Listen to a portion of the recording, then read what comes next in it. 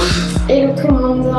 Donc là on va vous présenter directement la Red Helium Yuka. Donc c'est en fait un bloc, vous modulez la caméra et vous l'accessoirez comme vous voulez. Quand vous l'achetez nu.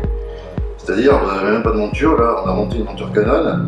Et vous pouvez monter tout type de montures, des montures Sony, des montures PL, des montures Panasonic. Vous avez aussi de montures Veloc, lame fixée. On va en parler tout à l'heure. Ok, donc c'est la Red 8K.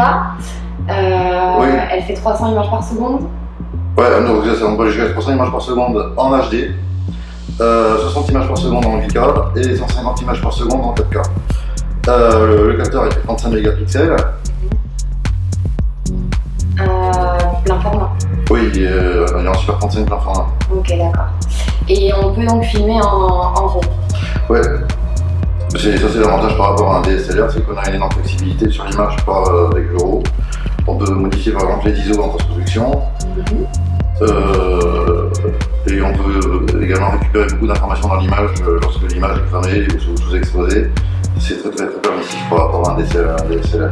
D'accord. Et donc la 8K, on est bien d'accord qu'elle sert pour la densité de pixels. Oui, ça en fait la densité de pixels, la capacité à zoomer dans l'image quand on va monter par exemple même en 4K, à stabiliser numériquement l'image et aussi par exemple à agrandir l'image et faire un déplacement de caméra alors que la caméra est.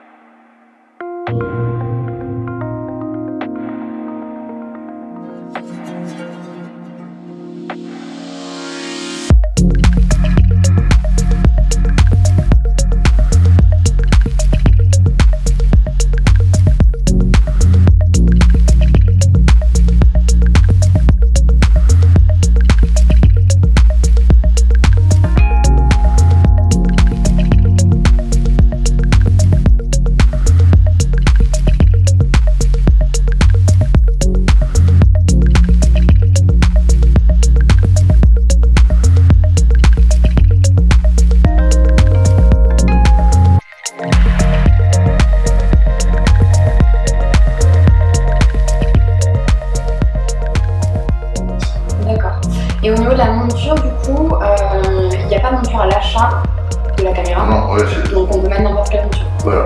D'accord. Là en l'occurrence c'est une Canon. On va monter l'objectif dessus. Alors là on va se concentrer uniquement sur les objectifs photo.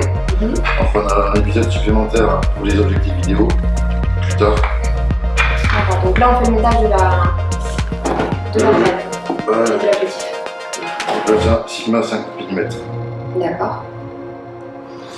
On va aussi ajouter le disque dur RAID. Alors si vous voulez filmer en RAW, c'est le format RAID code. C'est le recro de travail de RAID. Ça se prend uniquement sur ces disques durs. Vous avez 1 Tera, 500 Go ou 250 Go. Sachant que lorsque vous êtes en RAW complètement non compressé, vous êtes à un débit de 15 Go à la minute. Donc la première chose à mettre, c'est l'objectif et après le disque dur. Voilà. D'accord. Et pour l'objectif, sur les montures EF, vous avez ici une bague qui permet de sortir l'objectif pour éviter les mouvements de l'objectif qu'il n'y a pas sur les montures Canon d'origine. D'accord. Ensuite, le Veloc, donc la plaque Veloc. Voilà, qui est vendue séparément. Parce qu'en fait, il y en a de différents types et là c'est la plus simple. Donc on a la connectique batterie, l'audio en jack pour le micro et le casque, l'USB pour mettre du stockage externe, mais il ne prendra pas d'euro, il prendra que de l'Apple ProRes. Il peut aussi servir à alimenter des accessoires USB et à apporter des luttes. Des ports Control Sync pour alimenter et contrôler des accessoires qui ne sont pas fournis par RAID. Ouais. Des ports HDMI et SDI pour des écrans secondaires lorsqu'on veut utiliser un écran déporté. Et un port d'alimentation lorsque par exemple vous êtes en panne de batterie ou éviter que la caméra s'éteigne, ou si vous êtes en studio et que vous pouvez en permanence alimenter sur batterie. Et donc après, au niveau du montage, qu'est-ce qu'il y a d'autre? Au niveau du montage, alors, là on va se concentrer sur les accessoires RAID. D'accord. L'avantage des accessoires RAID, c'est qu'il n'y a pas de câble, c'est du plug and play, enfin il se plug directement par visserie. Ouais, à l'aide de ça, ouais. De cet objet. Et de connectiques qui sont à l'intérieur et qui communiquent directement avec la caméra. Donc là en premier, on va fixer cette poignée qui comporte un raccourci pour le REC. Un bouton de faire le focus uniquement lorsque vous utilisez des objectifs photo, parce que ça utilise le moteur de l'objectif. Et après des raccourcis pour les menus, normalement ce sont les contactiles, mais lorsque vous venez à la caméra, l'écran tactile est difficilement accessible par la poignée. Donc en fait, le principe c'est d'enlever la plaque de protection et elle sera remplacée par la poignée.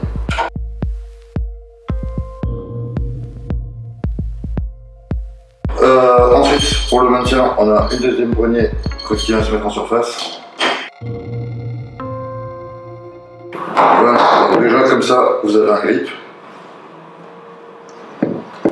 Ensuite, on a fixé l'écran qui va permettre, alors il se plug directement et il permet de contrôler tous les paramètres de la caméra. D'accord. Ensuite, batterie que je vais mettre en vert. Et on l'allume. Ouais, après, le temps de l'allumer. Et là, vous voyez le temps d'allumage de la bête. C'est bon. C'est bon. Et voilà, elle est ouf. Elle va même pas voir afficher 17 minutes. Ah, c'est bon. Elle s'allume, tout doucement, mais sûrement.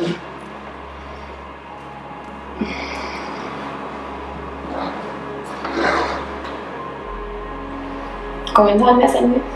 Entre 1 minute 30 et 2 minutes. Oui, c'est assez variable en plus.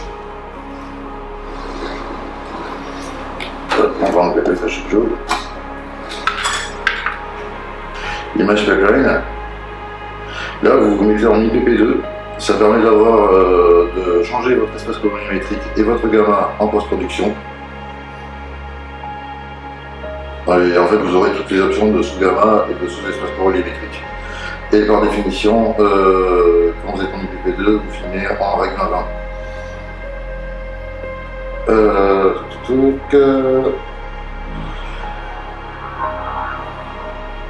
Ensuite, vous allez dans Média, non Device, là vous avez le SSD, vous le formatez avant de commencer tout le projet. Vous voyez qu'on peut choisir différents types on peut choisir différents formats de fichiers. Vous vous mettez en FAT32 parce que la plupart du temps vous monterez sous un PC ou sous un Mac. Et vous cliquez sur Format.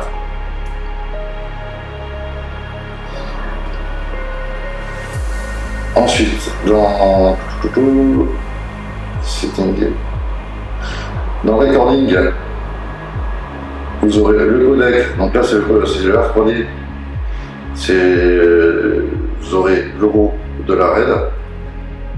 C'est un robot propriétaire à RAID. Sinon, vous pouvez aussi filmer en Apple ProRes et vous perdez la flexibilité du RAW. Ou en R3D plus Apple ProRes, ça permet par exemple,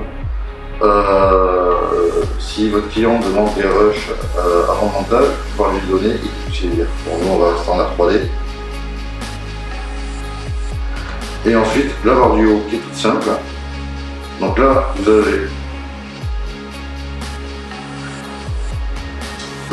avez votre FPS, contrairement à un DSLR. Vous devez aussi définir la vitesse du projet sur la caméra. Donc vous allez dans la 20, là on va rester en 25 images par seconde. Et si par exemple je fais un ralenti et que j'augmente mon nombre de FPS, ils vont apparaître en jaune disant que je ne suis plus dans le FPS du projet. Ensuite, bon, là vos ISO c'est comme sur un DSLR. Sauf que là vous avez la liberté d'échanger en post-production. Ici vous voyez l'ouverture du diaph. Ouais, ça sera 2. Et là le shutter speed, comme sur un DSLR. Vous pouvez aussi régler le shutter angle, mais on fera un autre épisode spécial sur le shutter angle. La balance des blancs, que là aussi vous aurez la liberté de changer en post-production. La définition, alors vous avez la définition et les formats. Nous, pour l'instant, on est sur des objectifs photo, donc on ne va pas parler des formats, on va juste parler de la définition. Et par contre, sur la RED, ça utilise l'intégralité du capteur. Donc si vous êtes en 8K, vous utilisez tout le capteur. Si vous, je vais faire le net sur le trépied qui est en face, non pas trop sur le bordel, hop là, prends l'écran. Si vous changez, par exemple, pour passer en 4K, ça va utiliser moins d'espace du capteur pour utiliser, pour pas regrouper dans de plusieurs pixels et faire ça permet d'avoir un ensemble de pixels. Donc ça va avoir un effet de zoom. Et pourquoi il y a la vidéo? Voilà. Et si je repasse en 8K, forcément, ça va dézoomer. Ensuite, et ici, dernière particularité, c'est le red code. En fait, c'est une fonction qui permet de compresser votre RAW, et c'est des caméras qui sont faites pour compresser le RAW. Donc le compresser, c'est pas un drame. En fait, vous avez entre 2 et 8, c'est pour du cinéma. Entre 8 et 12, ça va être pour la télé ou pour de la fiction. Netflix, par exemple. Ouais, voilà. Et après, au-delà, ce sera pour du web, pour vous aurez pour avoir des fichiers en gros au montage. Moi, j'ai quelques questions par rapport à la RED. Déjà, je voudrais savoir en fait quelle est la différence entre la RED et un DSLR appareil photo qui fait des vidéos. Bon, alors on a vu que les constantes d'exposition sont exactement les mêmes. Oui. Sauf que là, on va utiliser l'ensemble du capteur et des images en RAW qu'on va pouvoir retoucher pour en faire presque ce qu'on en veut en post-production. On peut changer l'espace colorimétrique, on peut changer la gamma, changer la teinte. D'accord. En fait, c'est vraiment une caméra de post-production. D'accord, ok. Et bien sûr, après, c'est une caméra qui a un capteur exceptionnel avec une qualité d'image, une très très bonne qualité d'image, en utilisant des filtres PL sur le capteur. Et c'est pour ça que de nombreuses productions américaines, comme Disney par exemple, tournent beaucoup de films à la RED. Ah, mais c'était la question que je me posais, pour quel type de film ou de vidéo on peut l'utiliser, voilà. Cette caméra. Après, bon, bien sûr, les inconvénients, c'est quand tu la sors de la poche, tu as eu, mais tu filmes. Oui, bien sûr. Et également, quels sont les avantages de tourner avec cette caméra par rapport également aussi au rapport qualité-prix? Le rapport qualité-prix, c'est que le prix des boîtiers, même si c'est relativement cher, ça reste à peu près 10 fois moins cher que ce que fait la concurrence directe, par exemple Paris. Oui. Et avec une qualité de capteur exceptionnelle. Donc oui, ça va coûter cher, mais ça va mettre une plus-value énorme sur le tournage. D'accord, ok. Et puis la dernière question, je pense qu'elle est importante. Quels sont les accessoires que l'on peut ajouter à cette caméra?